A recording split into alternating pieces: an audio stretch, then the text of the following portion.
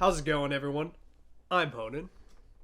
I'm Oliver. And this is the Kpop podcast, and this is gonna be, I guess, like a Valentine's Day special with some general news. Yeah, it's just a Valentine's Day news episode. Just because it happens to be on Valentine's Day that we're recording it. The Yes, news is not. The news is not yes. very Valentine's-y. First, like Sorry. 40 minutes of this is not gonna be heartwarming. No, not at all.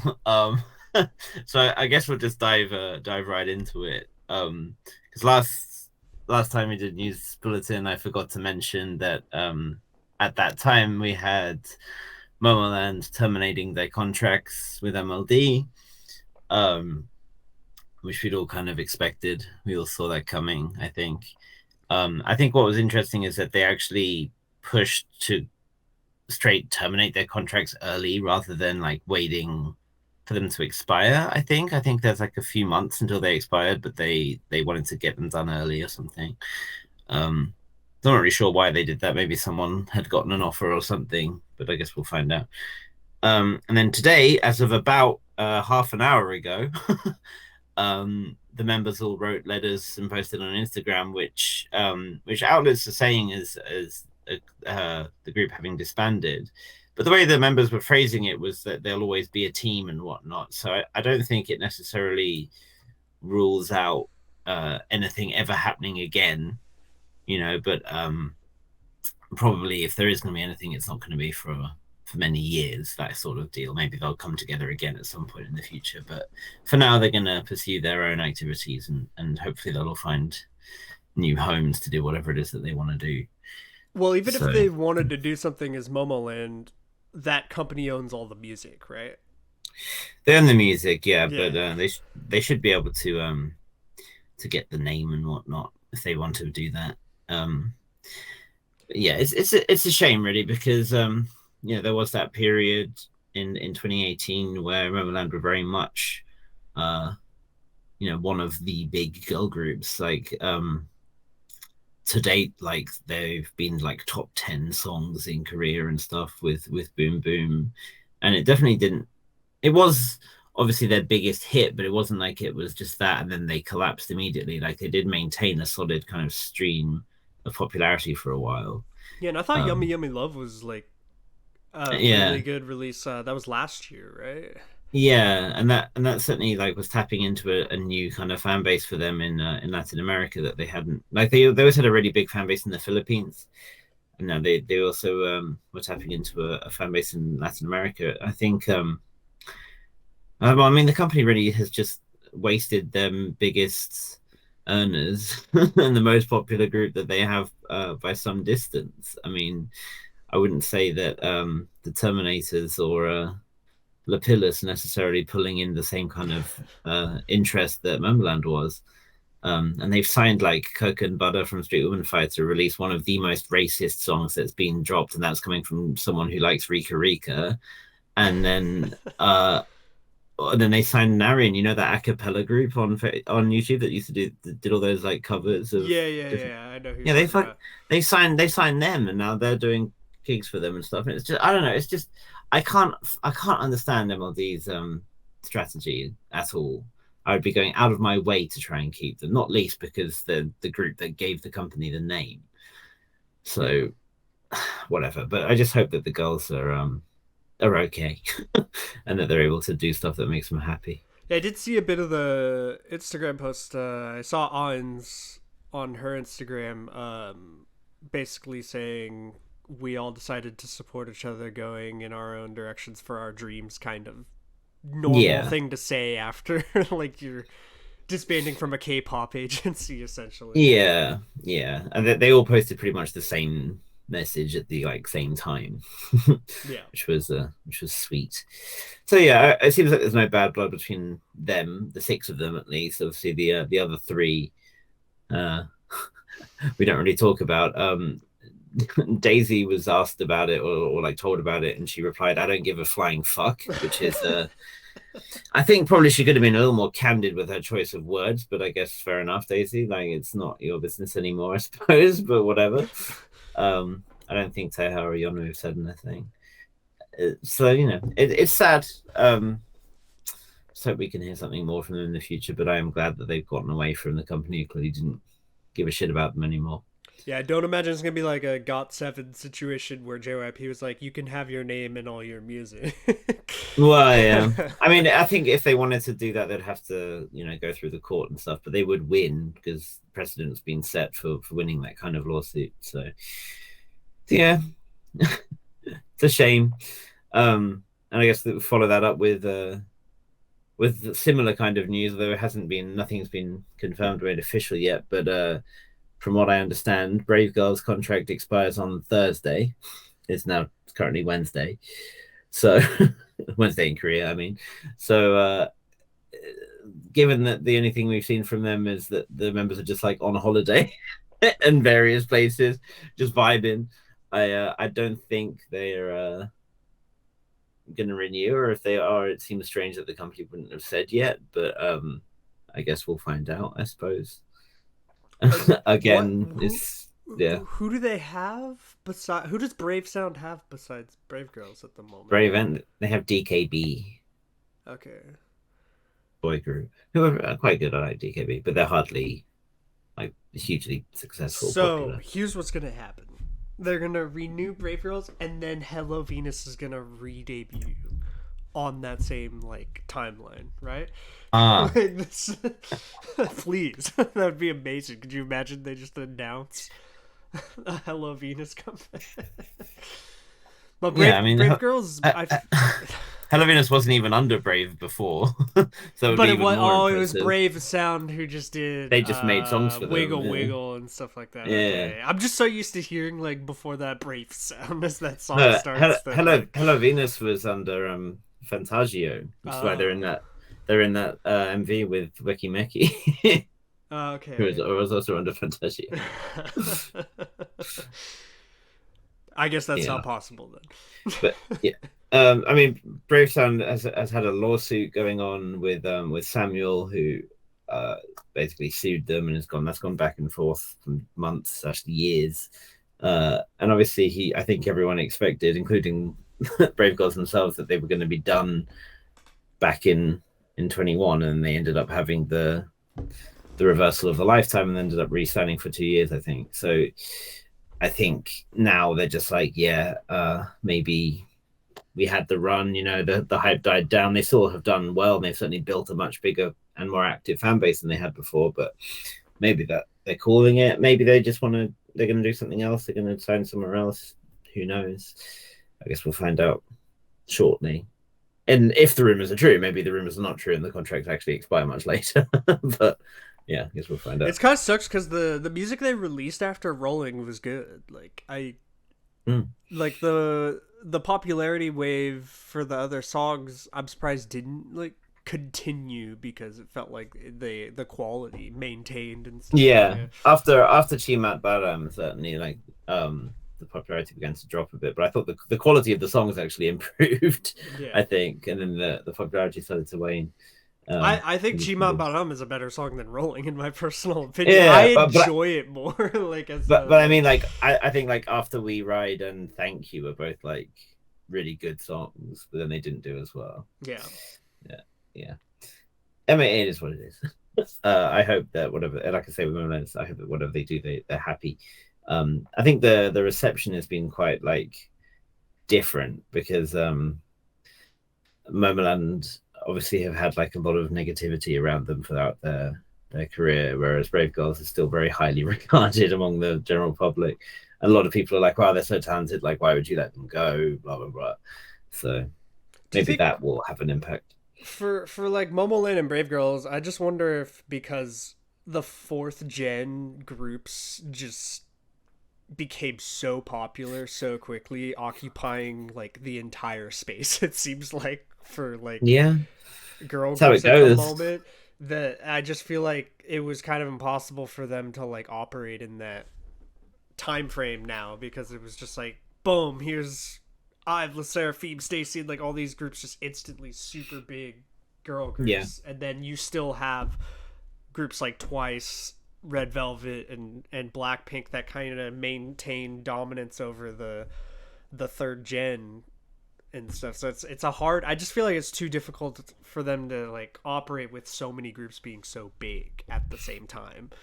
Yeah, I mean that's how it goes, right? Like it's very hard to keep that popularity that you have going and keep pushing when like the next big thing comes along because like people will always catch the thing that's riding the most buzz, right? Like it's not like it's something as a fad. It's just whatever is generating buzz, people will naturally have their interests taken. And if whatever is generating the buzz is like a really is good, then they might stick around and more people are gonna kind of forget the stuff they used to be into, although they're not going to give it as much attention. It happens to everyone.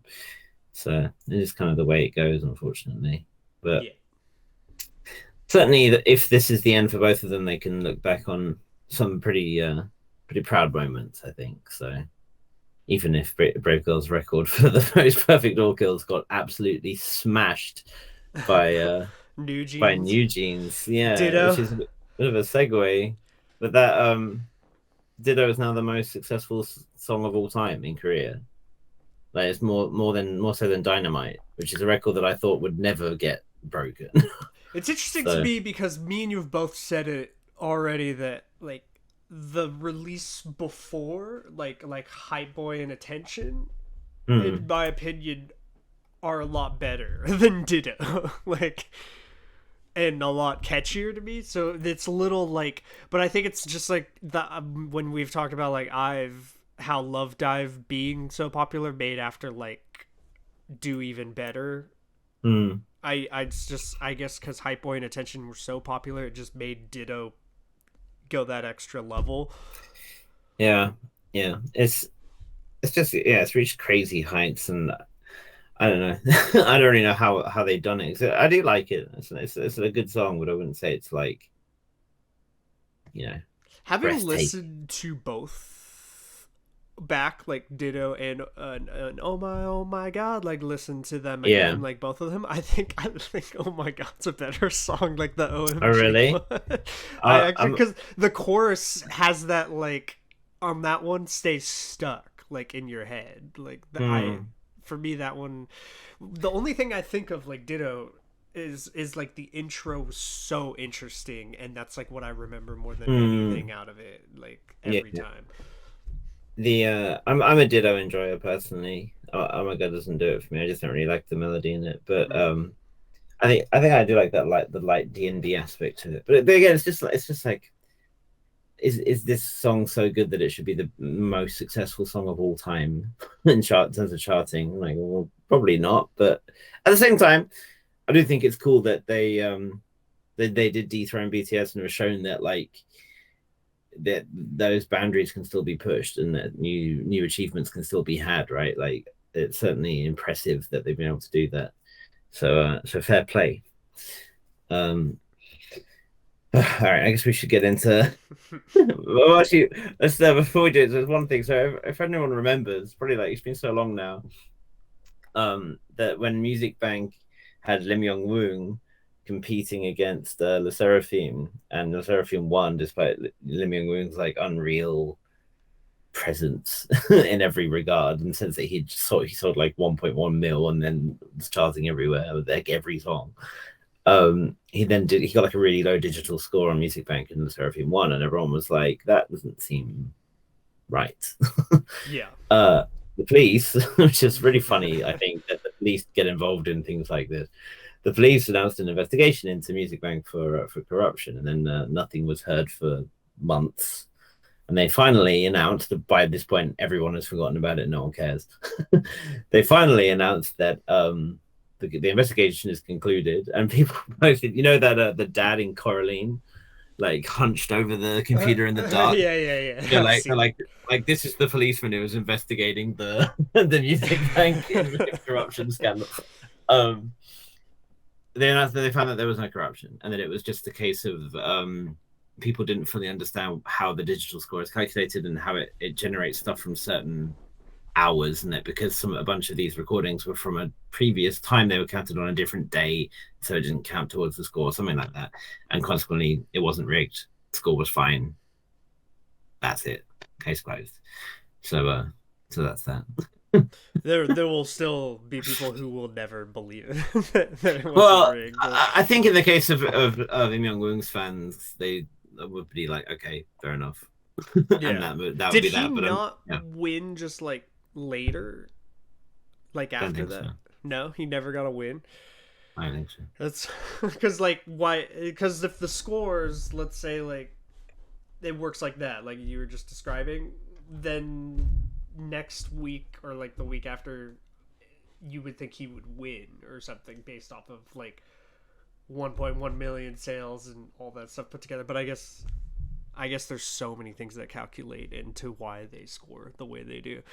Like Yeah, yeah. how many likes you get on your Instagram post that week. Basically, I think it would help if everyone was every music show is a bit more transparent with what each one of their categories means and how exactly it's calculated. Some of them you can find that information, some of them I you like to really think can't. Le Seraphim won because Chaewon is murdering people every day on Instagram with short hair pics.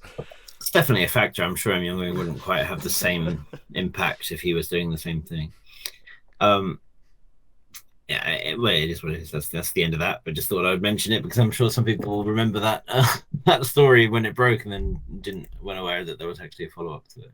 Well, it's not like there had never been instances where people thought that took place before, right? Like, because there was the No, Everflow Dreamcatcher. yeah, that was on the That, show. Whereas this is a Music Bank. But yeah, similar kind of deal. yeah.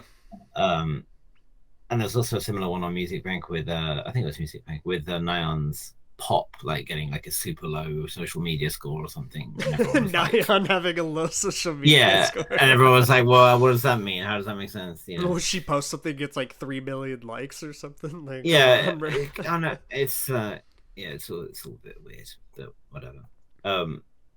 I mean, in the end of the day, they don't mean all that much, especially if yeah. you're already a super popular artist like the Seraphim or Lim Young Woong. Like, I'm sure he doesn't give a shit. Yeah, I wonder how Ive even feels about like wins at this point when your first like two main releases were just like, here's a win again, here's a win Yeah, again, like every week. they've already clocked like 5 day things or whatever. Like, Yeah. yeah. Yeah. So okay, so this is the Loona update number 4,851. Yep. We now know that Hyunjin and Vivi have filed injunctions as well after they were waiting a long time and hadn't done anything. It seemed for whatever reason they now have both filed for injunctions against the court against Blockberry to have their contract suspended. They haven't said anything explicitly, but there seems to be some kind of underlying understanding that the other members whose injunctions were denied will be trying again or trying something else. But we're not sure what or how, obviously. I think it's also understood that Hyunjin and Vivi have similar contracts to the members whose injunctions succeeded. So people believe that they are more likely to also succeed. So there's that.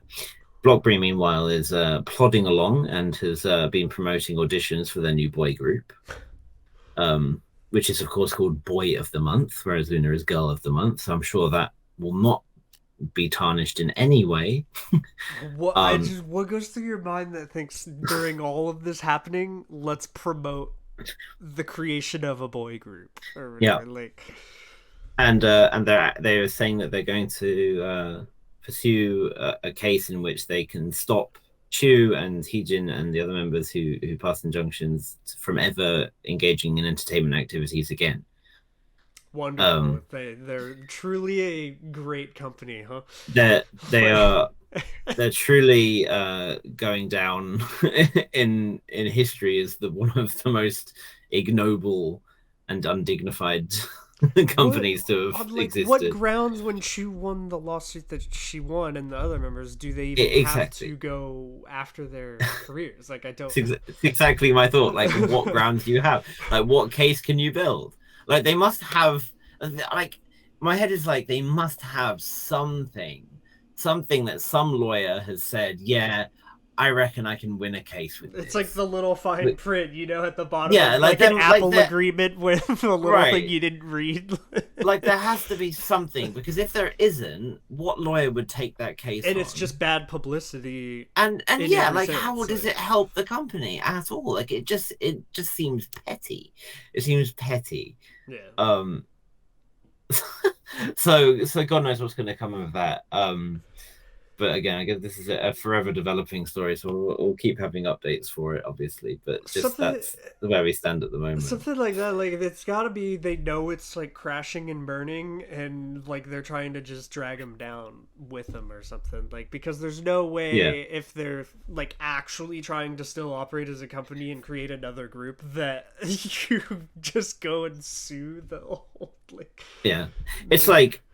You know how if you're a pilot and the plane you're in, is like going down, right? Yeah. You're supposed to like do everything you can to avoid crashing into a residential area. Like if you know for a fact you're crashing, you're still supposed to aim for a field, and you're supposed to like dump all your fuel so it doesn't cause a big fire and everything like that, right? It's like BBC is like, nah, man, I've got the busiest suburb dead ahead. I've got all the fuel on board and we're going down. Like they're just trying to make the biggest fireball they possibly can. Like it doesn't make any sense.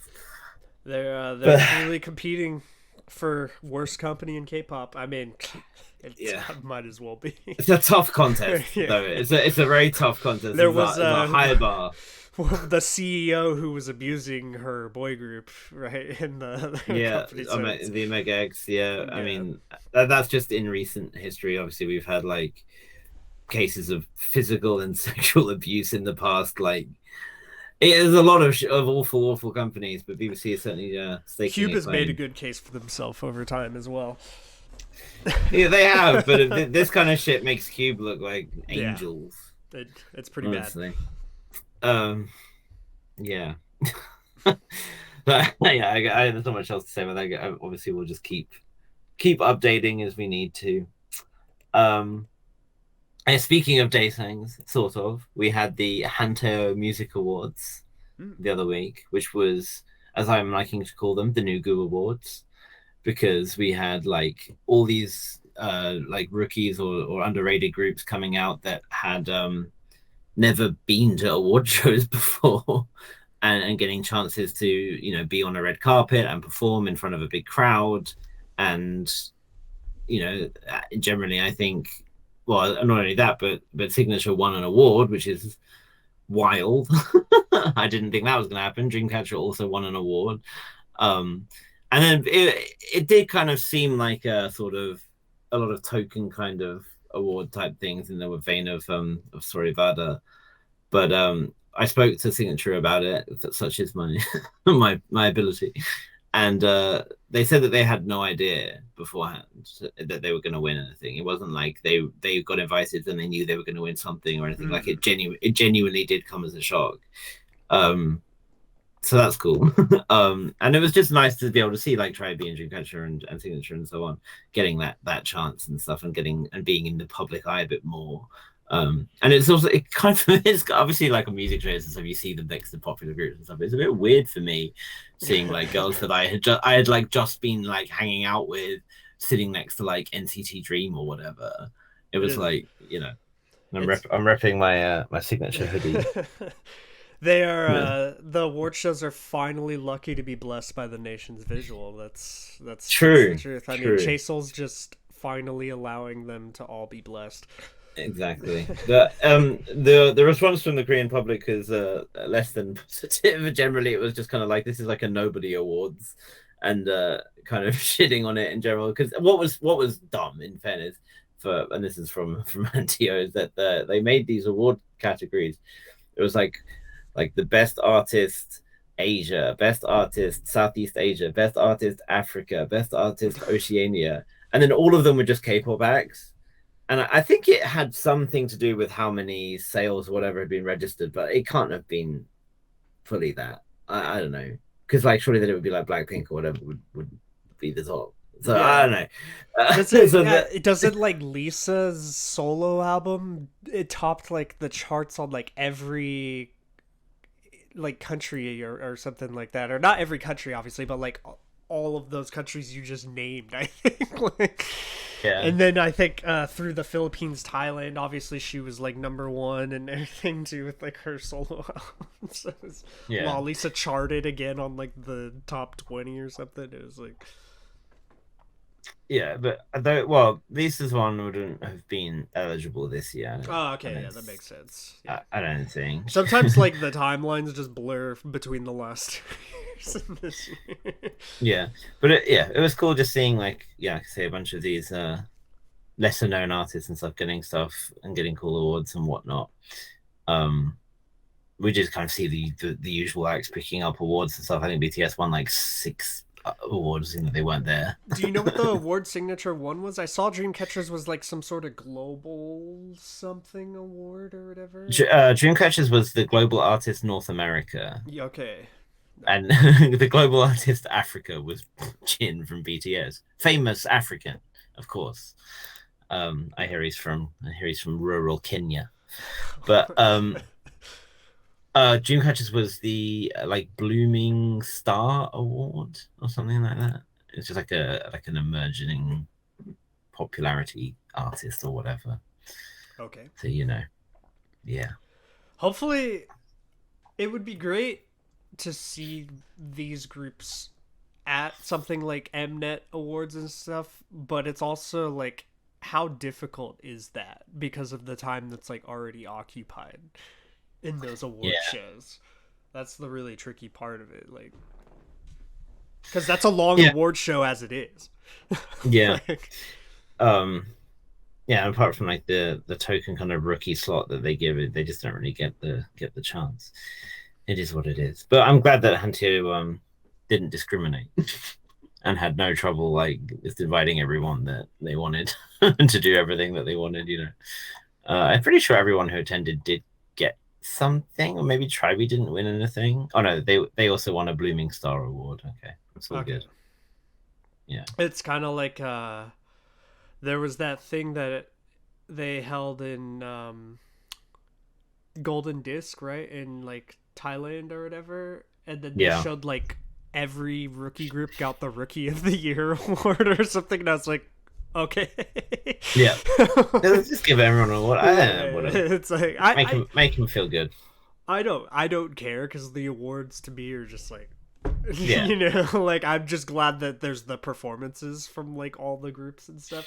Like, invite the new groups to Mnet and make it a long ass concert. I would love that. Yeah. Like, and what was cool about this is that it seemed like we had a lot of performances where the groups not only got to perform their song, like whatever song they wanted to promote, but they also did a cover of like an early like K-pop song.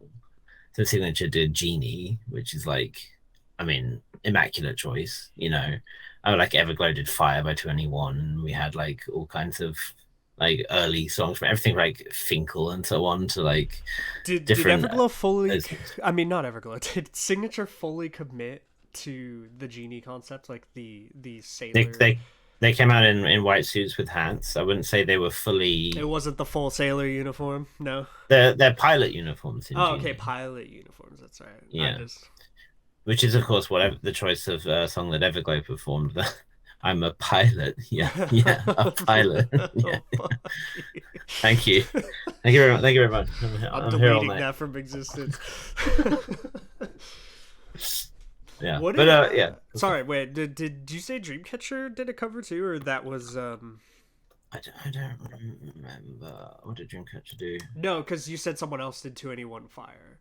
Everglow did Fire. Okay, that's why I mixed Everglow and Signature in my rate. It's not like Everglow came from out of nowhere and I just said that for no reason. Dreamcatcher did Now by Finkel. Oh, that's like that's old school, right? That's very old. Yeah, that's 97, I think. God damn. So I thought Genie was old school. it's an older song than Guyon anyway.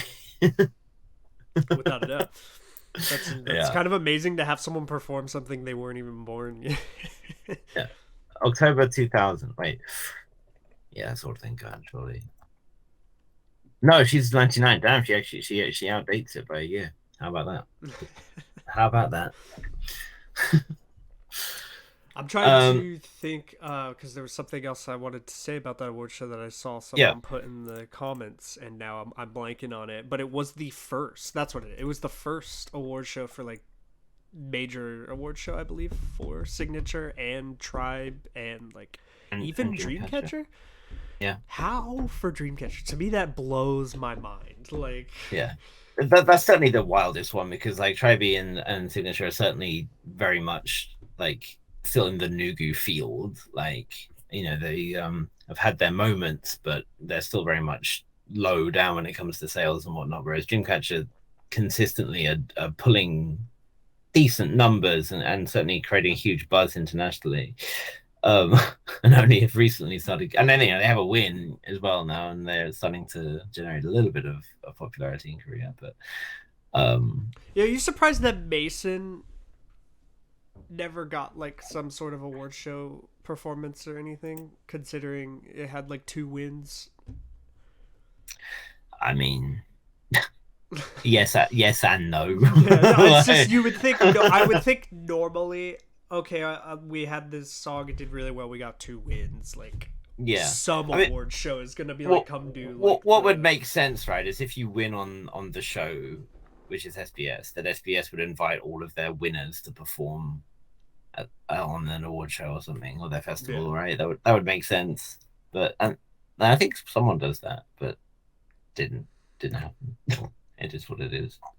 I guess you just don't think about it, but ITZY when they release like Sneakers or Cheshire, they just like automatically get like a certain amount of wins and stuff like every time. It's just Basically, like we're this popular.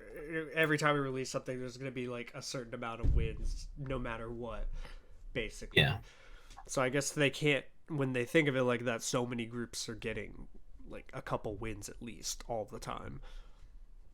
yeah, for sure. We Um, have we have next something. Are thing, we gonna go to that yet, or do you still have let's, like?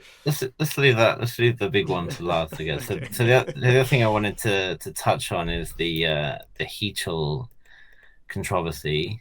Okay. Another one, as we say. Um, so so this one basically he shows up as a guest on a streamer's live stream. Um, and I'm not familiar with the world of streaming and influencing and stuff in Korea at all. Like I don't know who these people are. I don't know what they do or think or say or anything. So if I do get stuff wrong in this regard, then I apologize. But also I don't care about them. It's not something I'm interested in. So I just don't follow it. But he's just definitely been in and around that world. Um, like someone I do know who has recently started becoming a BJ, as they're called, a broadcast jockey. Uh, she like randomly posted a picture with him like on a night out or something. So he does like hang around this kind of crowd, and generally the public doesn't view these kinds of people that highly, generally speaking. Um, but he doesn't give a shit. His friends are his friends. But anyway, so he goes on this stream. He gets drunk, and he starts talking, and he starts talking and talking and talking and talking and talking and talking, and at various times, the host try and cut him off and stop him from saying this and that. um, but either way, he's not being that well received at the moment, either from the Korean public or from internationals. And international fans generally hate him anyway, so that doesn't really matter. But it's kind of different that he's getting shit on so much by the general public this time. Um, so he kind of went through a whole bunch of stuff. So initially he said that there's nothing wrong with this YouTuber called Bokyum, who has a signature phrase, boiru, which he says means like hi, but it can be like interpreted as a portmanteau of like a profane word for females' genitals. Okay. So he said that there's nothing wrong with his phrase. The guy never said that that's what it means, and it's just kind of like a presumption or whatever. So whatever, you know, that is what it is. Then he the main thing he did was talk about this woman's community. So there's some community like a fan site or something like that. I don't really understand why it matters, but it's an online community for women with about 80,000 members. It doesn't have the best reputation because it's considered to be a feminist space, and feminism in Korea has a pretty like dirty meaning to it. They're kind of considered to be like women elitists I or remember whatever. Irene had like a book of a feminist or something, and she got like a scandal for it or something. It's like, Yeah, it's on that level. Like, yeah, but even among women, like a lot of women don't like the way that what the word means here compared to how it means globally. So he starts talking about the people who are behind this website and basically cussing them out. So he initially said that I think someone asked him if he was going to donate for the earthquake relief, which is a huge thing here, incidentally, because Turkey and Korea have got like a very close relationship, because Turkey was the second biggest UN soldier contribution in the Korean War. So Korea feels like a debt, essentially. So there's a big thing about, who's donating, and lots of celebrities are coming forward and donating money. And someone asked Heechul if he was going to donate, and he said, like, fuck, man, like, I always donate to stuff, but usually I do it anonymously, because if I donate publicly, this particular community is always up on my like giving me shit, saying, oh, you didn't donate enough, like why did you donate publicly, you're just trying to get clout.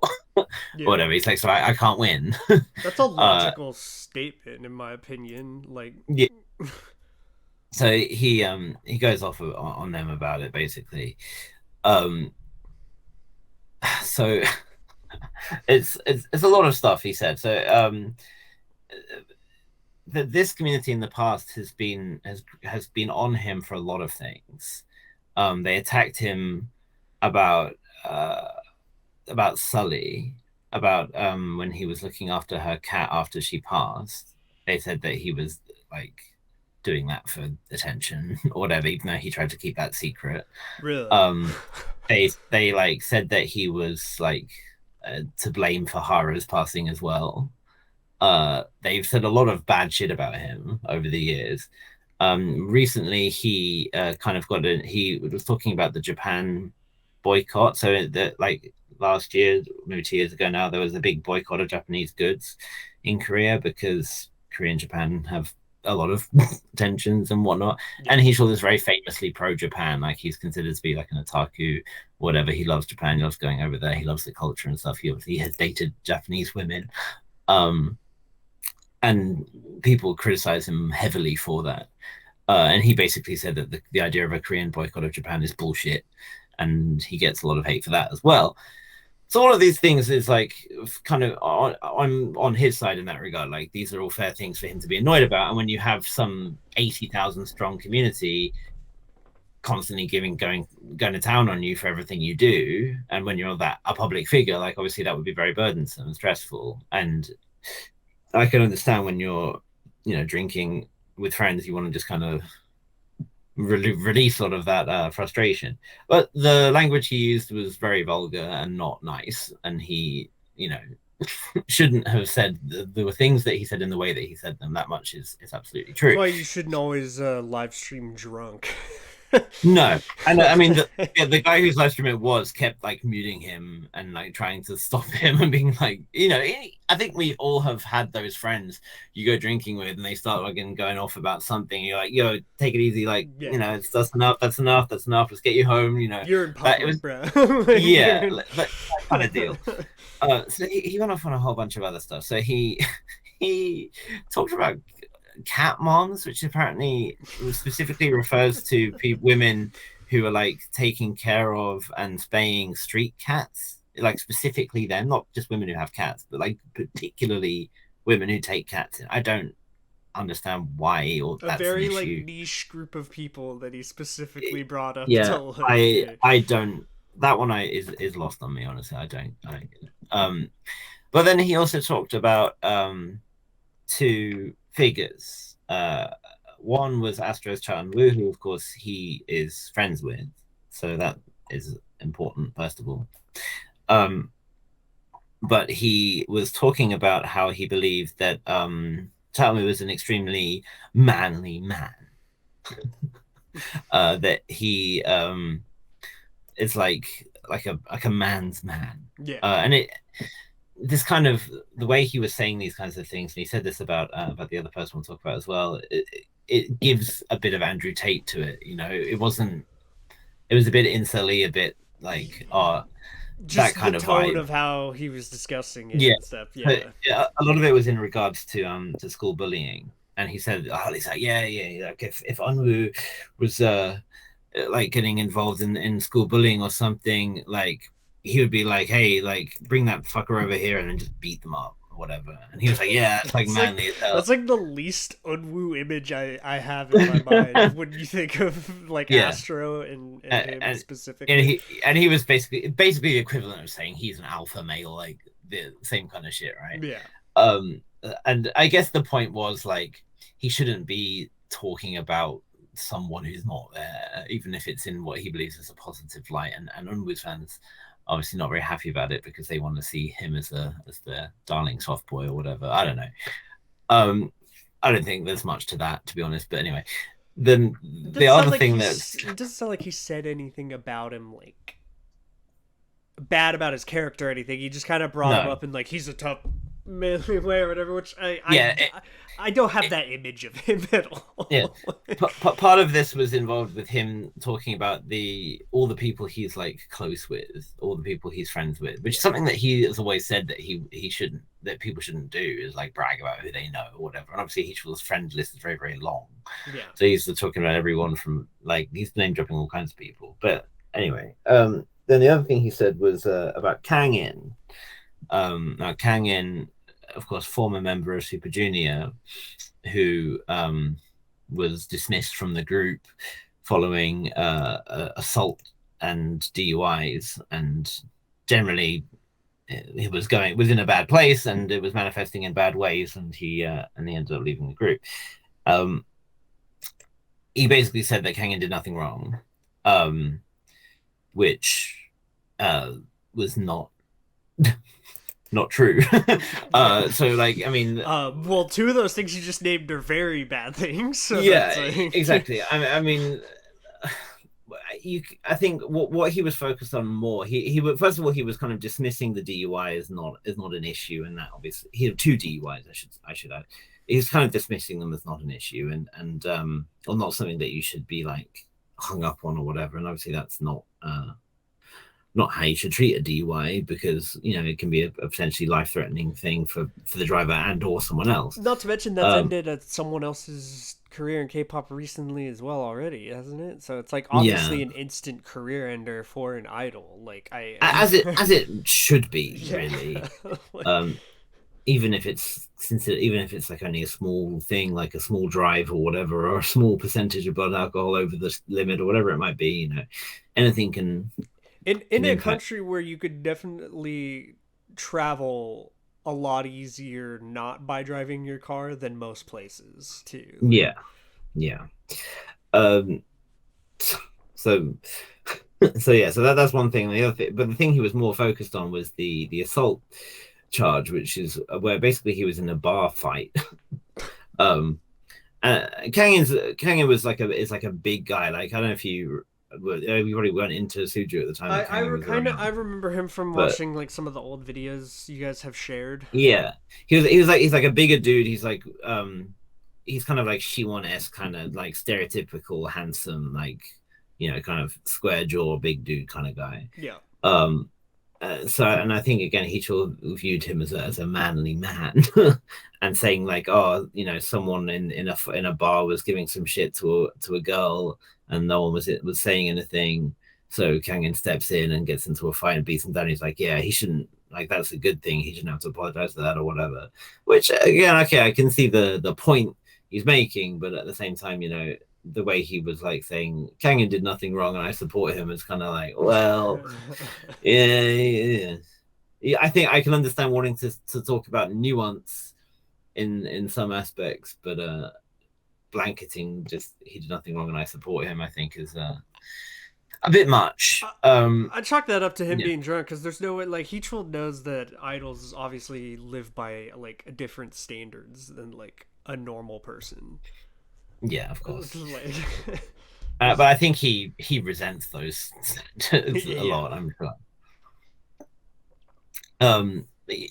Well, you know, I'm not going to try and speak for how Heechul is or whatever, but he's he turns 40 this year. I'm sure he's feeling increasingly pressured about his future life in terms of like getting married and all of that stuff. His position in Suju, he's constantly called into question. He feels guilty that he can't like perform properly with them on stage. Like they're currently doing that on a world tour. They just played a huge show in Lima in Peru, and everything, and he's not involved. And he's said in the past that he's offered to leave the group. He's wanted to leave the group, but the other members basically won't let him. They're like, "No, you're in this for life, boy." And he has re-signed very recently. He's re-signed with SM and with label SJ. And of course, then on top of that, all of the shit with HYBE coming in on SM is obviously going to be playing on him as well. Not least because he is an SM shareholder. All of Suju are. yeah. So there's that. He released an apology a couple of days ago, where he basically said, regardless of whether I'm right or wrong, in my opinion, I apologize for overusing harsh language and vulgar expressions. I'm sorry to fans who were hurt by the controversy I created. This will be the last time. I'm not going to be involved in any controversy in the future. However, no matter how much I look back at this, I don't think there's anything wrong with swearing about school violence bullies and that certain website. So it's like a non-apology apology, essentially. Well, like, he essentially said, "Look, the words I used were too harsh, and I shouldn't have used them in the way that I did. But I stand by the points, the feeling that I have, basically." Yeah. And that's kind of the way he's always been. That he's a very opinionated guy, and when he's had a fight with someone about something, he's doubled down on it. He's not one to back down when it comes to that sort of thing, and he does feel very strongly about those issues. And I think certainly in terms of what he's had beef with this woman's website for the most part, I think he's kind of in the right. But the other stuff, some poor choices of word and some poor standpoints. I certainly don't think it's okay to say that Kangen did nothing wrong. So you know, it's not going to have that much of an impact on like his like current gigs or anything like that. I'm sure it's not going to affect anything to that degree. But the general response to him is kind of like, man, he's kind of falling from grace a bit. A lot of people are kind of like, man, like as he's just getting older, he's losing a lot of his charm. And people are kind of getting more and more turned off by some of the things that he said. Which I suppose is natural in a way, but it might mean we see him a little bit less. He might get fewer gig offers and stuff than he has in the past, because I think his star power is fading a little bit, which is sad. Sad to see. I mean, there's nothing in there that like would change my opinion of Heechul or anything. You know what I mean? Like it is obviously, I don't think he should gloss over the member having had 2 DUIs, but yeah, I mean, you know, that dude drinks and gets drunk and he's just on a live stream wasted, essentially saying stupid stuff, and it is able to say the stuff that he has to hold back from saying all day on TV and whatever. But yeah, obviously the international fans who hate him anyway are just like, wow, he's a violent misogynist, he's disgusting, blah blah blah, he's shown his true self or whatever, which I don't think is the case either. I think having an issue with one particular group of women doesn't mean you are a misogynist. And yes, you shouldn't use misogynistic language, but there is there is a context to it at least. But yeah, He's for me because like sometimes I almost like forget that he's like an idol because he's like that really funny dude in Knowing Bros and stuff. You know, he's right, like he's very much in like variety content almost every time I've watched Heechul. Not so yeah, much in Super Junior, especially since he doesn't dance in their stuff, obviously from an accident and everything yeah, anymore. So it's like at this point is how much of his career is even being an idol versus just like a TV personality, essentially. yeah. And I'm sure, and that it certainly is something that weighs on him a lot. But either way, his he said his sorries. I think I don't think that many people have necessarily accepted the apology, but at least he's given voice to the issue, and eventually it'll blow over. It is interesting that, like I say, this website that he has such issue with is not particularly popular, and like a lot of people think it's full of extremists who have some pretty like problematic opinions as well. Like, I mean, they're going to town on like on Sully and Hara. Like, obviously, no one is particularly going to agree with that kind of line of argument. Yeah, I mean uh, that's clearly crossing like a line. but but then the fact that even so they're still gonna hit him over it is like it's a testament to uh how bad the choices of words he made was. I think the grammar was right in that sentence. I got it. I got the gist. Yeah. um so yeah, so that's something to touch on. I think probably will be the last we hear of that, hopefully. But yeah, Well, he'll have a banger of a Knowing Bros episode, and everyone will forget about it. hopefully. um So I guess that leaves us with the big story, the story that's impossible to get away from, which is fucking HYBE and SM. So I mean, there's actually only so much we can talk about at the moment because we're still waiting on a few deadlines and whatnot to go through. We probably won't get much of a conclusion to this until sort of early March.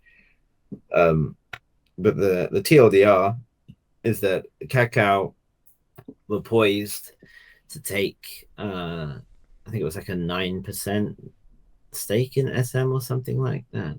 And I think that would have been sufficient to put them in a majority control. From what I I've think. read about it, they are the majority like shareholder from having the Lee Man shares. Right. But Hybe came in and wanted to make the off and made an offer to Lisa Man personally to buy all of his shares and thus become a largest shareholder. So I think they were going to buy like a 14% stake or something like that. I don't remember the exact details. Either way, they were going more than what Kakao was going for. Oh And yeah, for I what misunderstood. You were saying Kakao has like 9%. Kakao was trying to get 9%. Yeah. But regardless, they wouldn't yeah. be the majority shareholder because of Hive buying like 14% of the Yeah. shares. Yes, something like that. And then so Lisa Man, it seems, is on board with this. And he's flown back to Korea to go and deal or whatever it is that he's going to do. Whereas SM's co-CEOs have both said that they are opposing what they call a hostile takeover attempt by Hive. So that's kind of where we sit. Like, there is actually much more of development beyond that point at the moment. But as it stands, if the deal goes ahead as planned, I think it's something like 450 billion won or something. It's like 400 million USD or something like that. Hybe will become the largest shareholder of SM Entertainment, which would mark a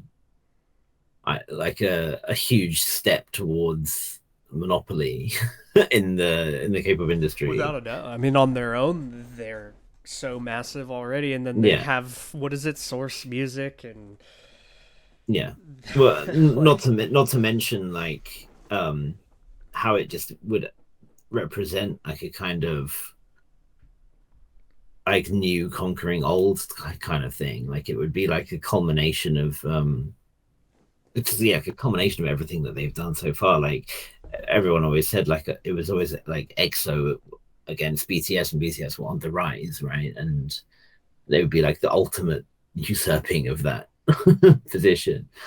Um, Having said that, I think people are probably reading a little bit too much into it, and the reality would be that they would just continue as they do, doing their own thing, and they would have the hype connection in the same way that like Pledis does with 17.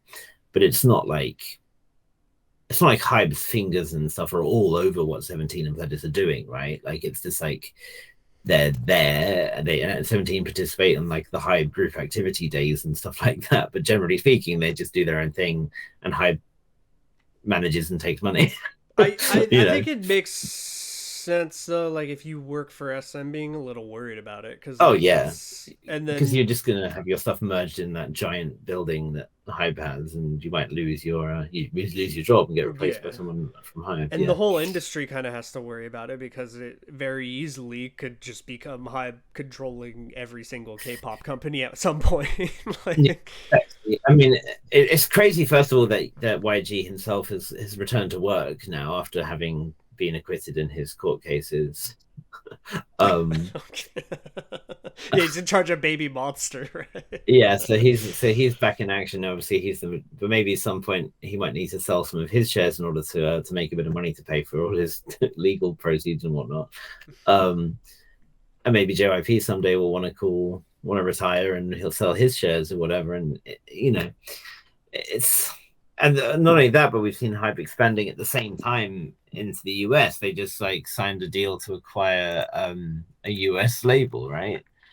Um, And what Scooter was the name Braun of it? became like the CEO of like their global like operations or something like that, right? Yeah. But so yeah, on February 9th, HYBE's American unit agreed to acquire QC Media Holdings, which is the parent company of a US-based hip hop label, in order to expand reach in the global market. They will acquire a 100% stake at 314 billion won, or 248.8 million US dollars. Um, the Atlanta-based entertainment company is the parent company of Quality Control Music, which is home to American musicians Lil Baby, Migos, and Lil Yachty. So like, it's quite like these are like big names Yeah. in hip hop, and these are just prominent Western artists that are getting signed by fucking Scooter Braun and Bang Shi Hyuk. Like it's kind It of nuts. it does look just like a slow trenching towards a monopoly. Like it's Yeah, they're taking it one gap at a time, and SM is a huge chunk. Like yeah. that's Not only that, but like SM has um its own subsidiaries, yeah. right? Like SM has like Mystic is a subsidiary, I'm pretty sure, or at least it has like a chunk of the ownership of Mystic. So that means like Billy and Lucy would become I along mean, the chain, like just consider they that would mean they have Espa and Red yeah, Velvet on top of having NewJeans and Le Seraphim and From It's Not like all the their category of girl groups at that point is insane. Let alone the boy groups being EXO, BTS, and having stake in NCT, all NCT having stake in all of that as well. Like is yeah, yeah. It's pretty nuts.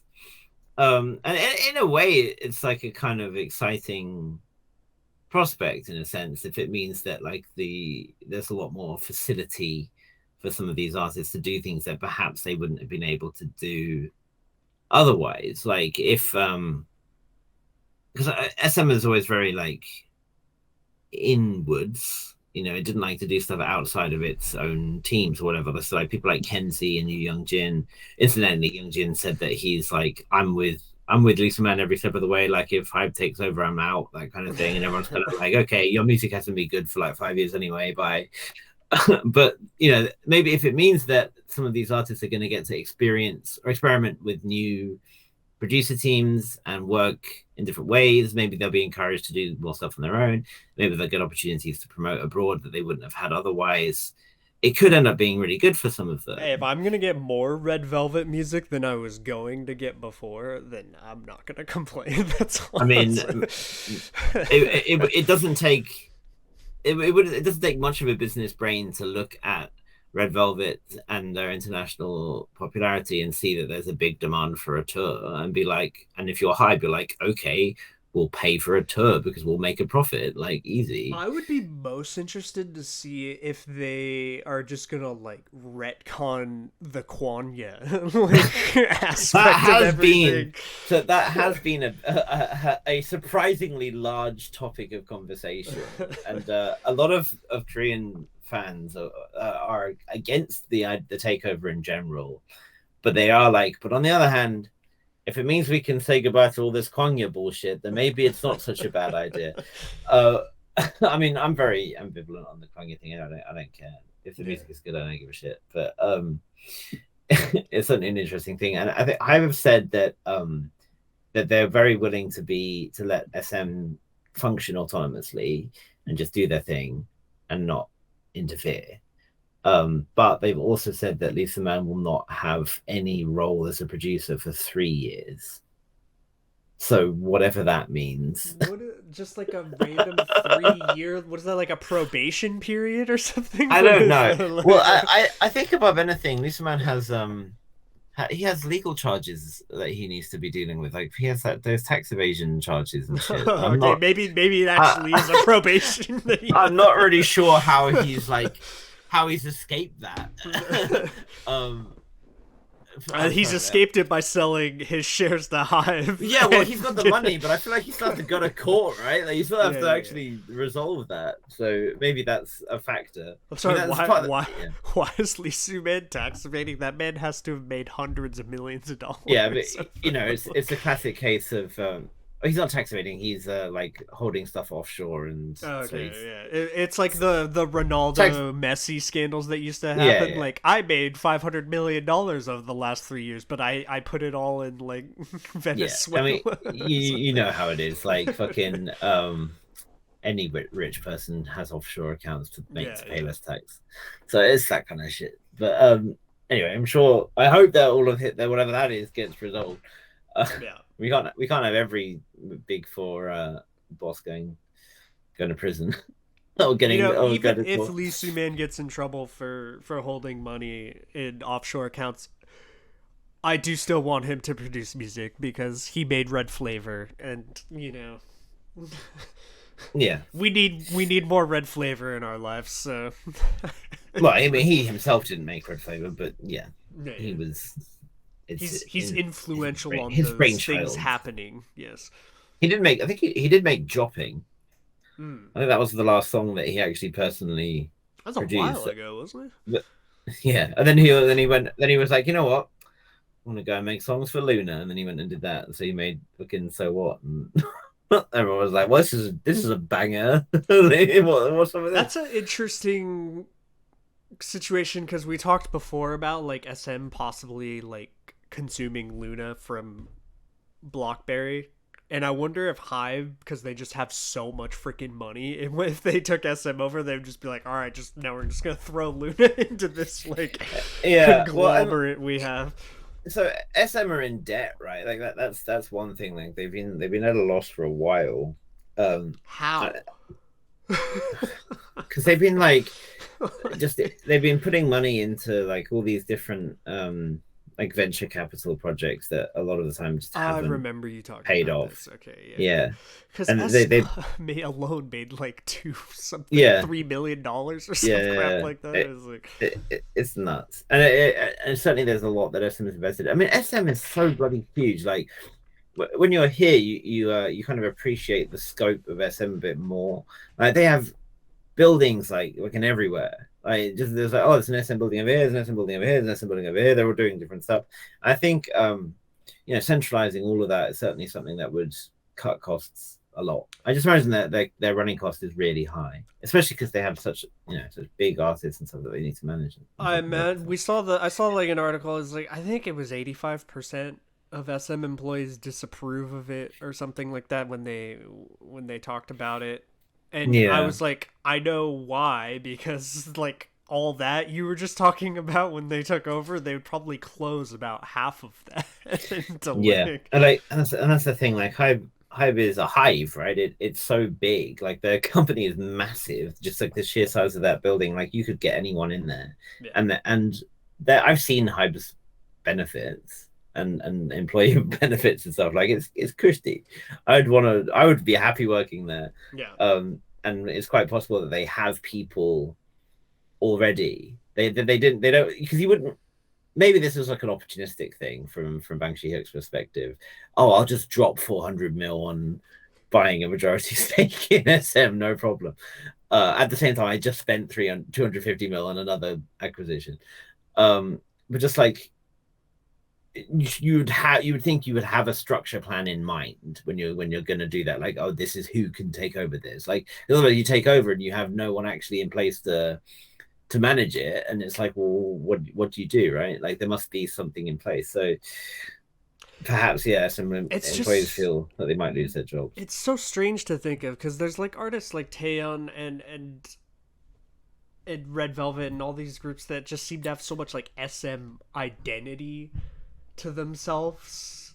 Right. And it's like, what does that become when they're owned by HYBE? You know, like. Yeah, though I will say, I was maybe a little worried at first when HYBE really started expanding that that the groups that were under them were gonna kind of lose their identity musically and start kind of having the same sort of generic type, like BTS type lore, and similar sounding music to the most successful BTS songs, which would be pretty plain.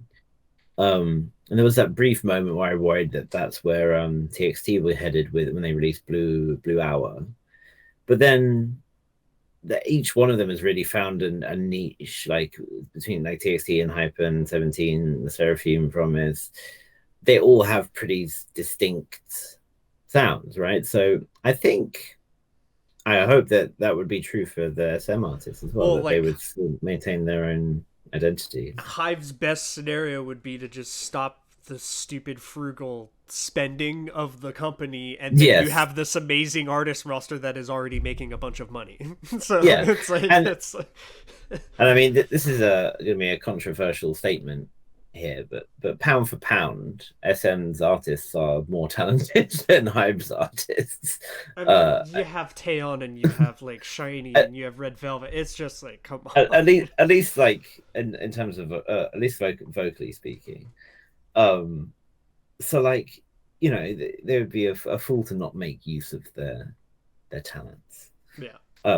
The other thing to consider as well is actually how this does affect Super Junior, because Suju are under an independent subsidiary of SM, right? Label SJ, which they have control over.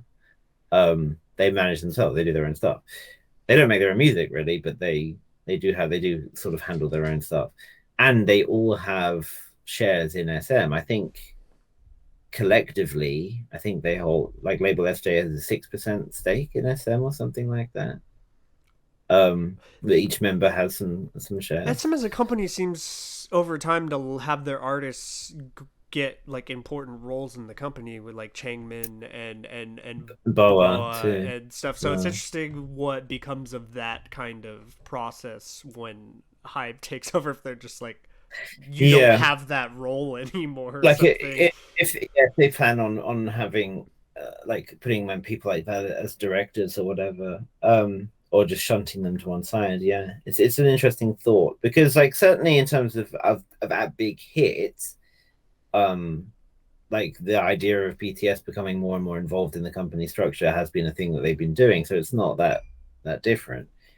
I know that HYBE have said that they plan to have a like CEO type thing for or like like directors or whatever you want to call it, of Bang Shi-hyuk and Min Hee-jin, everyone's favorite NewJeans mastermind, which is hilarious because, of course, of how much time she spent as SM's creative director. So the her walking back in through those doors will certainly be pretty funny. Yeah, but at the same time, at least it's a company that she knows. So could be worse. I suppose it could be worse. So their takeover would essentially be like pretty much the end of the current director of SM Entertainment. Then, Yeah, yeah, well, that's obviously why he's really upset about it. yeah. There will be there certainly will be a shift, but maybe it'll end up being positive. I don't know. And I feel like a lot of SM fans have become disgruntled with the way that their respective groups are being handled, either in terms of the music that they're getting. I know that a lot of 127 stands have had this opinion that they're just not feeling like they're 127 are getting good enough songs or whatever. Red Velvet fans feel upset that they haven't had any global promotion. Esper stands feel upset that they haven't had an album in like 6 months, but like get a grip. Yeah, we're not talking Blackpink numbers here. It has been Yeah, like 2.5 years since music's been released. and they're also upset that there was the thought that apparently there was going to be a new girl group debuting this year, but at the same time, who knows if that's going to happen now? You know, so there's a lot that could be gained from it, but we'll have to wait and see. And I think we're only going to find out. I think the deadline for HYBE's offer and stuff is like March 6th or March 9th or something like that. So we probably won't be hearing until around then. I definitely think that in the immediate future there could be very good things that happen because of like the artists we enjoy from SM having more music, possibly better music releases. But it's the long term future, I guess, where it could have really bad repercussions on the whole industry. Yeah.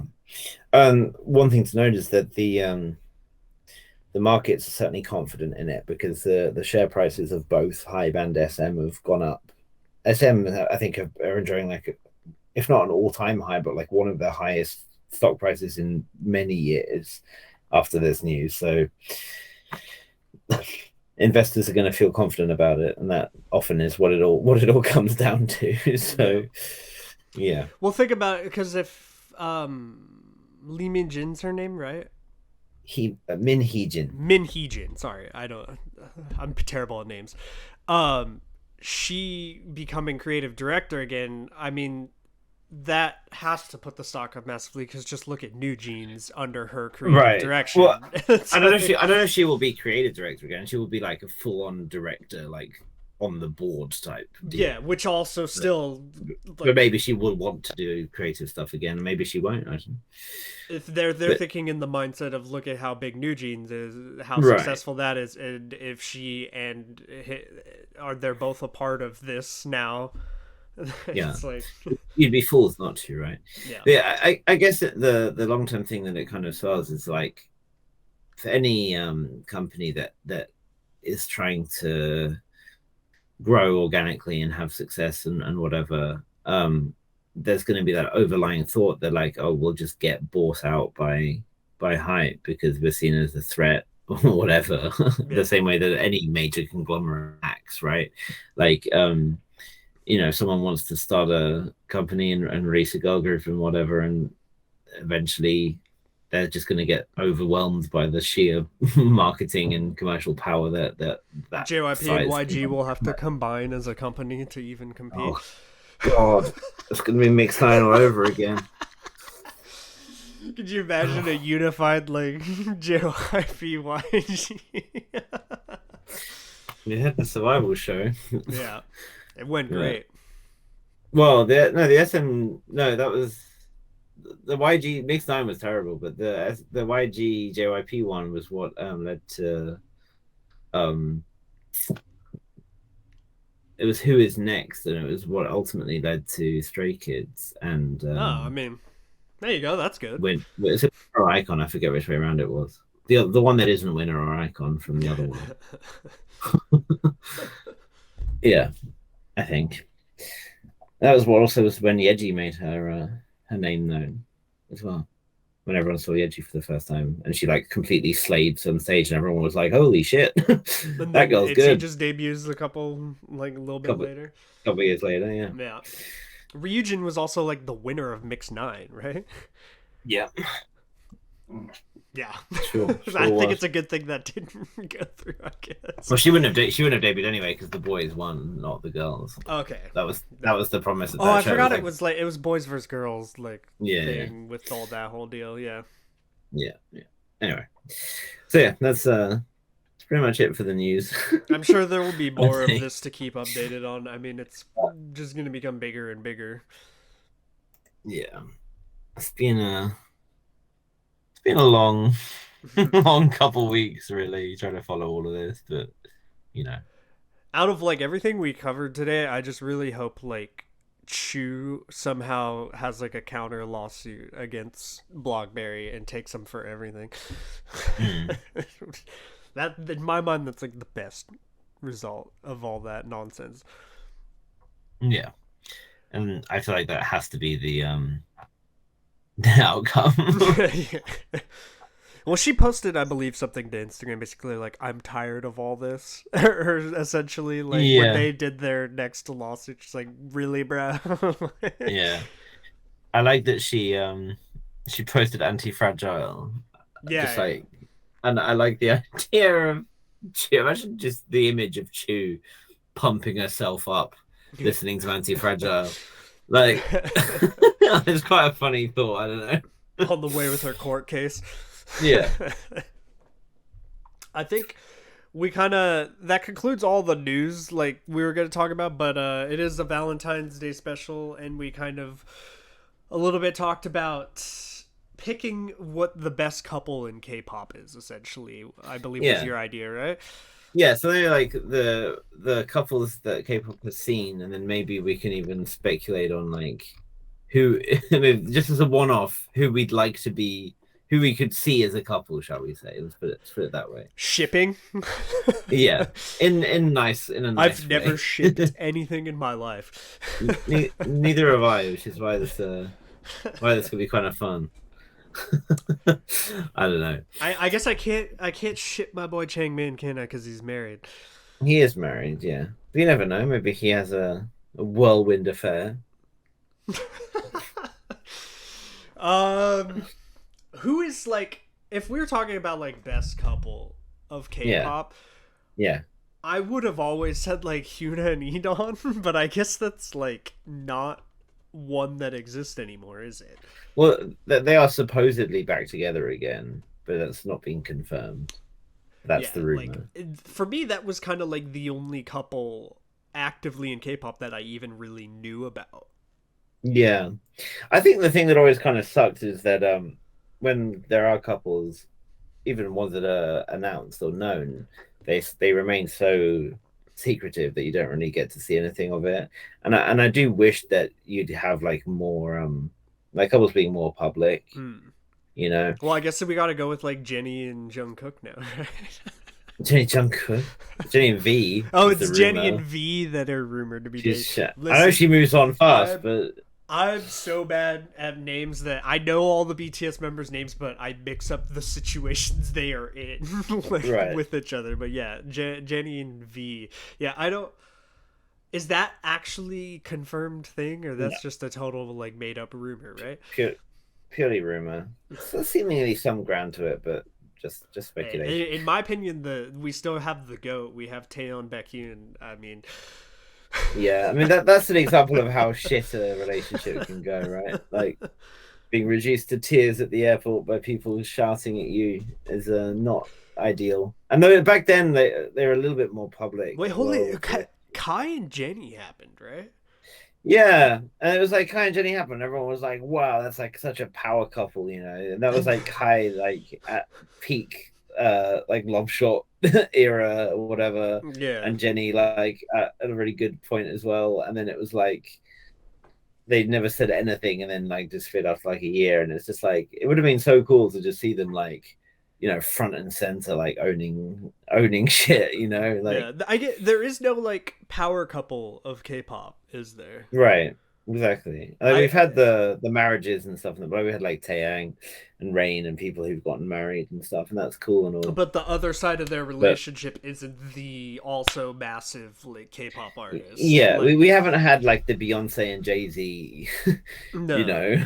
I feel like that's why it's kind of sad. I feel like Hyuna and Nidon like wore that or becoming that, and then like Yeah. it's I don't of course you can't just be like living through someone else's life and be like, yeah, they're the power couple of K-pop or whatever, because they probably don't enjoy that. Yeah. And yeah, it's people have even said that they were dating so publicly. So the phrase they use is like, okay, let them date publicly, you know.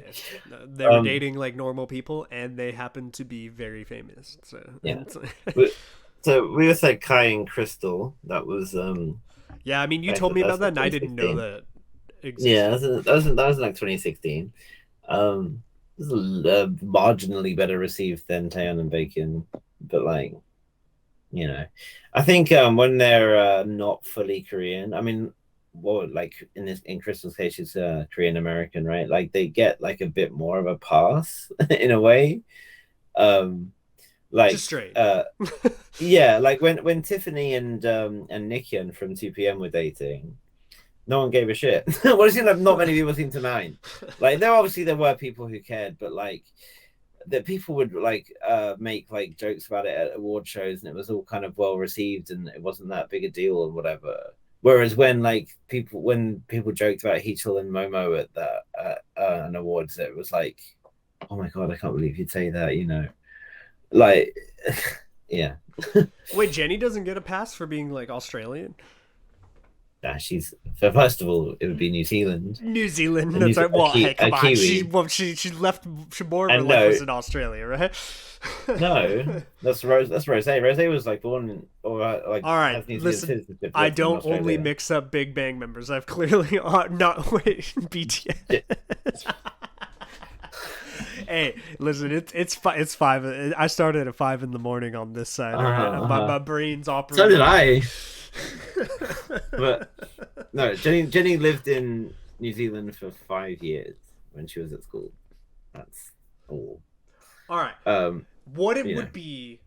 Let's do it this way. What would be Okay. on this Valentine's Day the ultimate power couple of K-pop, and maybe we take a shot in the dark here, and it happens.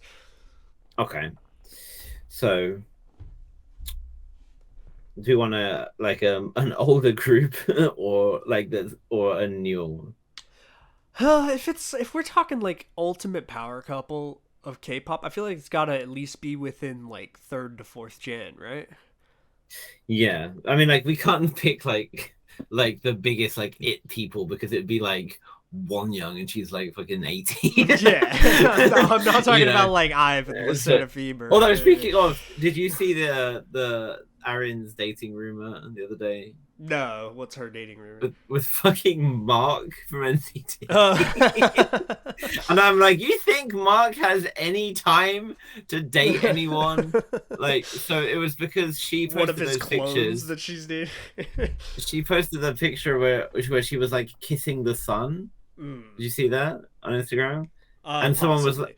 someone was like, wait a goddamn minute. Back in September of last year, Mark also posted a picture where he's kissing a sun. They must be dating. That's like I love when the people have like Yeah, the same jacket or something, and they're like, "Oh, they're mm-hmm. dating." It's like Couples it's clothes. like I'm pretty sure at an award show just recently I saw Unche and a rapper Yeah, have the same jacket, that was really and you're not funny. gonna make a dating No, rumor but out of that. So yeah, it's like that would not have looked good for him given that she's yeah, 16. But but yeah, I'm saying like clearly people just buy the same they do clothes. just wear the same clothes. Yeah. Um, it was Bo? Was it Bo or Big Naughty? I forget. But It's like Big Naughty who had yeah, like the same jacket, yeah, right? Yeah. yeah. That's funny. Yeah, I mean, but what's funny about that is that the SM and WM both came out to deny it, which I felt was a bit excessive because it was clearly such a silly rumor. Normally, when the agencies don't always speak up, but they both came out and said none of that, none of that. Yeah, that was fun. But I mean, maybe I think it's probably like the point where more of the members of groups like like Twice, Red Velvet, and so on would be starting to date more publicly.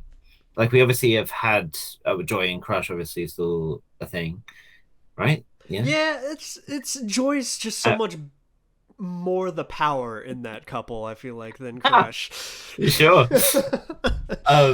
But like we had like Jiho and Kang Daniel, for example, like similar deal. I think Jiho probably wore the pants in that relationship too. But like in terms of like prominence, like Kang Daniel is a huge celebrity, right? And Yeah. and Jiho obviously is the leader of Twice. Like, not leader of Twice. She's the leader. She's not oldest.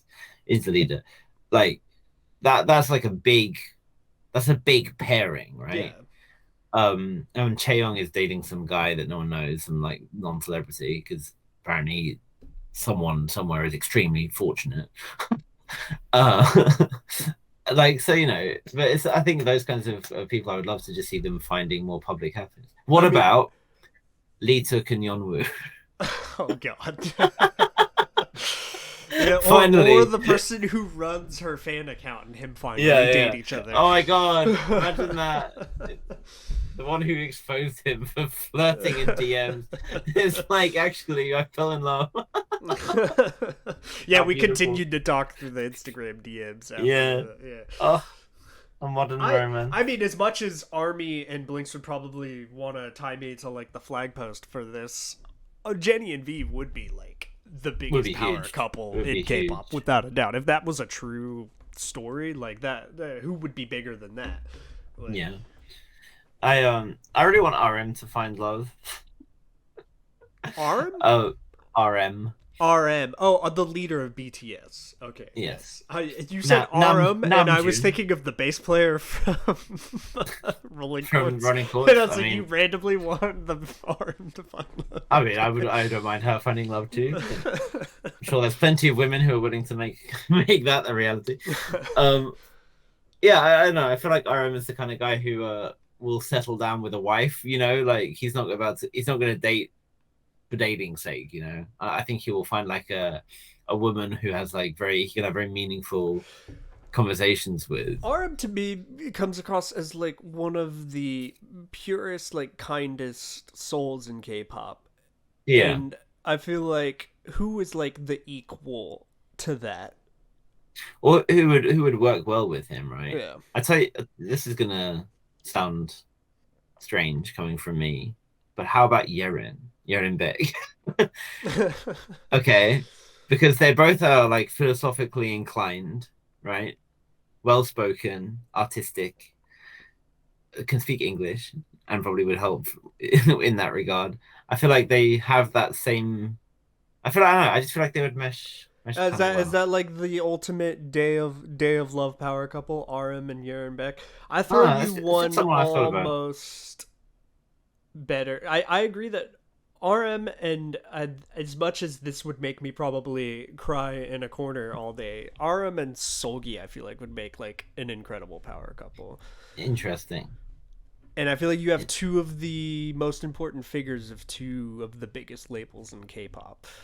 Yeah, I always have to separate stage Sulgi from reality Sulgi in my mind. Reality Sulgi is like very sweet. Also one of the like pure kindest souls we've seen in K-pop. Yeah, it's. I think just because I thought of those two have the same kind of image off the stage to me of being just really kind souls, I guess you would say. Yeah, I can see But it. people also tend to not date someone who has the same image as them. So maybe Irene is the perfect choice for RM. Can you imagine? Jesus. I wonder who, if anyone in the industry, would have the guts to date Irene. Someone or who she would be willing to date and not kill and eat immediately. I feel like the person who would date Irene publicly in the industry would have to be someone who is not afraid of online vitriol in any sense. I've always thought that someone like Donghae would be a good fit for Irene because he's like so good natured that I feel like she would struggle to even hate him for being a man. I You know, I've never shipped before, and I feel like I'm so bad at it that everything we just discussed today would happen in like the reverse. yeah. Like, I mean, I'm I'm talking entirely out of my yeah. This is anyone who takes any of this seriously, find help. Yes. Like, Yeah. yeah. Especially the ones who aggressively project their sexuality at people and are like, you know, no, he won't date anyone because he's gay with his own member, blah blah blah. Like, no. Yeah, especially if someone wants to hop in, and you know, I feel like we're gonna get that comment like, "Oh, Solgi's dating Sunmi" or something like that. Hell yeah! And trust me, I would be the number one fan of this happening in the world. So you don't have to tell me. Yeah. Although they're sisters, right? Yeah. Hey, So they say. There's a manga about that somewhere. God. If not, someone's drawing it. Oh God. Wait, there's a fan fiction about that somewhere. Yeah. Oh, there's a lot of fan fiction. How much is we will not true. Have. I can promise you, we will not have the podcast episode where we read unhinged fan fiction. Okay. I do that in my spare time. to certain people. I'm gonna have to like timestamp the end of like actual news discussion to this unhinged conversation of Valentine's Day shipping. It is what it is. Yeah, I do wonder like who the next kind of big story of like someone getting married. You know, the next Taeyang kind of story will be. You know, because we had a good couple of them. Well, the like Chen got married, right? From EXO. Yeah, we had like Chen, we had Bobby, and certainly like the reactions are getting like better. See, Yukika got married, which devastated me emotionally, and I'm still not fully recovered. And IU is dating again.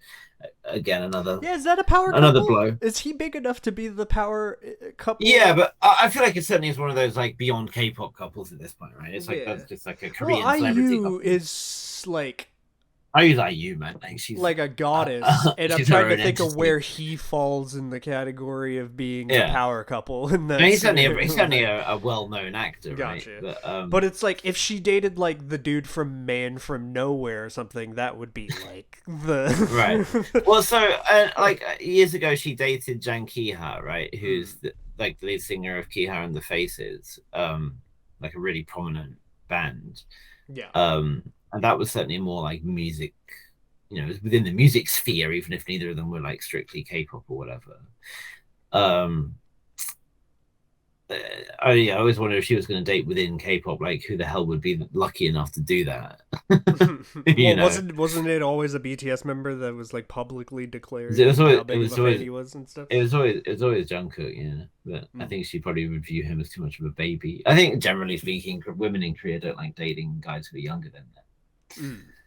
So there's always that to think about. That's interesting. Yeah, but yeah, you gotta have your oppa, right? What about the men who want their unis? Okay, what about Listen, it is what it is. I have my ultimate pick, and then you can give yours. Even though I think you kind of did, I guess, with Yeon Beck and RM, but I mean, I came up with that just now. Yeah, so. Well, this is very much off the fly for me as well. Okay. What if? Because Irene to me is the ultimate side of a power couple, visual and everything being what she is. Yeah. And I'm trying, as I keep going through, like, who is the dude who could be that equal to that on the male side of K-pop, right? Okay. Yeah. And if we think about, there's EXO, there's BTS, we go through all these groups. Okay, there's all these really, really good-looking people, right? Yeah. Who do you think I'm thinking of right now that is like the ultimate male equivalent to like Irene? Chanwoo. Who's that? For Astro guy. Oh, Astro, who we talked about earlier. You said his beginning part of his name, and I was like, I don't know. Actually, now that you put that out there, my God, that would be. Can you imagine? That's better than my idea I had. What were you thinking of? I was thinking of that dude from EXO, Sehun or Sehun, the guy who's like the really, really, yeah. Like I was thinking that would be like an amazing power couple, like the leader of EXO or something, right, and all that stuff. But no, I glossed that over. Suho. Suho. Oh, okay, that's who I'm thinking of then. Okay. Irene and Suho actually have a nice like kind of friendship. Scrap that though. What you just threw out there is that would break the industry. That would be an unreal amount of visual power. Like that, if they had a child, that child would be. They would come out with like the sun shining on it. The reason that's like the ultimate power couple of K-pop is because everyone would just be going like, "Oh my god, oh wow!" Like every time like one of them walked in the room, like who's more attractive in that relationship? Right, and that's the thing, right? Like if that was the case, like if they just kept to themselves and kept doing stuff their own private schedules and stuff, it would be so insane. Because like imagine them rocking up to any event arm in arm, everyone would be like like it's like the prom king and queen of every single event, right? It's kind of like the joke when someone's like blinded, or whatever. Yeah, it would just kind of be like, oh Jesus, like, beacons of light walking through, basically. Yeah, I mean, like there's no bad angle when Rain of capturing. When Rain got Kim Tae-hee, right? Like everyone was like, "Well, she's like a goddess," and it's like people to the point that they were saying that she's too good for Rain, and it's hardly like Rain is fucking ugly. Yeah. Like you're saying that Rain isn't good enough. Like that's this like bar. Iconic K-pop artist who's like known for doing the crazy handstand. he got a jail term because of how much he was trying to see her, to the point that he went and saw her when he was in the military and got like 7 days in jail. That's pretty funny. He got in trouble for like leaving a bit of his military time to. Yeah, basically. Like, yeah. It's I'm gonna stamp that one. I think that's the best. It's pretty good, isn't it? I don't think you could do better than that. Like no. Because if you think about it, like that, when you think of the power couple, it's got to be like so ridiculous that you're like, wow, or whatever, and that's just off the charts. Like right.